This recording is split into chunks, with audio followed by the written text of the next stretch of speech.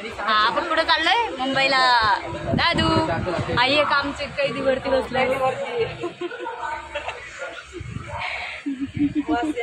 तर इकडं आज आम्ही आलोय मामीच्या घरी आले आज मी. हे बघा किती छान परिसर आहे इथलं.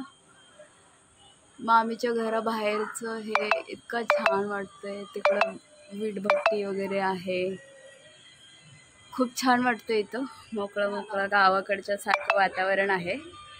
तुम्ही बघू शकता सकाळ झालेली आहे. 10 वाजलेत. ऊन आले बाहेर. आणि इकडं माझा धीरज खेळत आहे. दादू धीरज सुद्धा माझा खेळतोय. आणि खूप छान वाटतंय. गावाकडच्या सारखं वातावरण आहे. चाळ टाईप घरं आहेत पण आतमध्ये घरं खूप सुंदर आहेत. तर अजून तुम्हाला दाखवणार आहे काय काय गोष्टी. आज काय कार्यक्रमाला आलो आहे सगळं दाखवणार आहे. व्हिडिओ नक्की शेवटपर्यंत कंटिन्यू करा.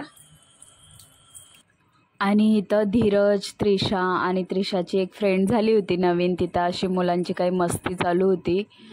खूप छान वाटत होतं. धीरजला इथं खूप आवडत होतं खेळायला मैत्रिणींसोबत. घरी एकटाच असतो त्यामुळं त्याने खूप एन्जॉय केलं. इकडं जेवणाची तयारी चालू होती. मामीची 2 नंबरची बहीण आहे, माझी मामीच लागते. त्यांनी मस्त अशा पुऱ्या तळल्या. इकडं वांग्याची विदर्भ स्पेशल भाजी केली. वांग्याची खूप छान टेस्ट होतं खायला. आणि मग त्यानंतर सगळं आवरून घेतलं. त्यानंतर आम्ही घातलं बाळाला झोक्यात. आणि आमच्याकडं अशी पद्धत आहे नाव ठेवायची. तुमच्याकडं कशी पद्धत आहे कमेंट करून नक्की सांगा. व्हिडिओ आवडल्यास लाईक, फॉलो, शेअर नक्की करा. आणि चॅनलला सबस्क्राईब करा. आणि नाव ठेवायला ही तिची आत्तू आहे बघा इकडं निळ्या साडीवाली. तर आत्तूनी नाव ठेवलं आहे बाळाचं श्रीशा. असं खूप छान नाव ठेवलं आहे बाळाचं. सगळ्यांना नावही खूप आवडलं. त्यानंतर कार्यक्रम वगैरे सगळं आवरून घेतला आणि जेवण वगैरे केलं. त्यानंतर सकाळी आम्ही लवकरच उठलो आणि आम्ही आमच्या घरी निघालो. कारण की 2 दिवस आलो होतो आम्ही.